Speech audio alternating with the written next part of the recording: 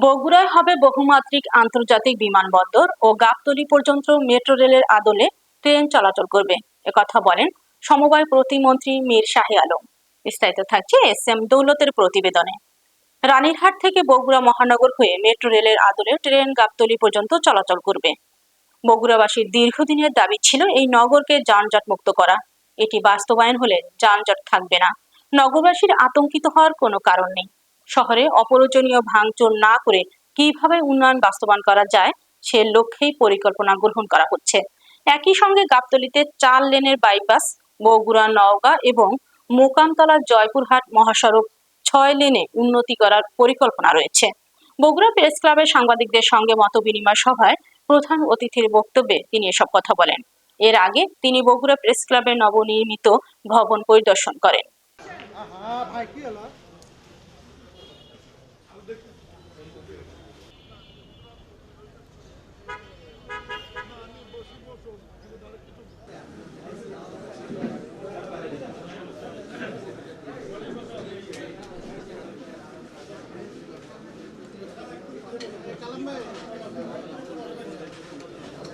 সমবায় স্থানীয় সরকার মন্ত্রণালয় মাননীয় প্রতিমন্ত্রী, আপনারা জানেন যে দীর্ঘদিন যে বগুড়াতে আসলে বিগত 19 বছর বগুড়ার ছেলে মেয়েরা আসলে চাকরি পায়নি, কোথাও কোনো সুবিধা পায়নি।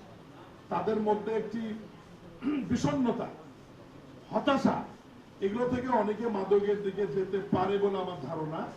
এবং আমরা এখন সর্বোচ্চ চেষ্টা করব, আমি তো প্রথমেই বললাম যে হইচই করা করবো না, সর্বোচ্চ চেষ্টা করব যে বগুড়ার যারা বেকার ছেলে মেয়ে আপনাদের রয়েছে, শিক্ষিত যারা রয়েছে, বিভিন্ন নিয়োগ বিজ্ঞপ্তি এখন সরকার ছাড়বে। আমাদের প্রায় 5 লক্ষ শূন্যপদ রয়েছে সরকারে, এইগুলোতে আপনারা আবেদন করতে বলবেন। এর বাহিরেও যদি অন্য অন্য জায়গায় চাকরির বিষয়গুলো থাকে, প্রধানমন্ত্রীর কার্যালয়ে আমাদের বগুড়ার অনেক কৃতি সন্তানরা গুরুত্বপূর্ণ দায়িত্বে আছেন, তাদের সঙ্গে আপনারা যোগাযোগ করবেন।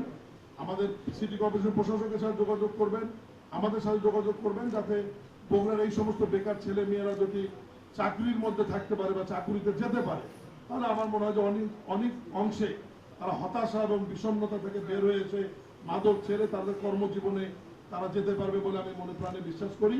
আর মাদকের বিষয়টা আমি গুরুত্ব সহকারে নিলাম। আমি আলাদাভাবে বগুড়ার পুলিশ সুপার এবং জেলা প্রশাসকের সাথে কথা বলে যাতে দ্রুত অভিযান বগুড়া শুরু করা যায়, এ ব্যাপারে আমি স্বরাষ্ট্রমন্ত্রীর অনুমতি নিয়ে একটা নির্দেশনা দিব ইনশাআল্লাহ।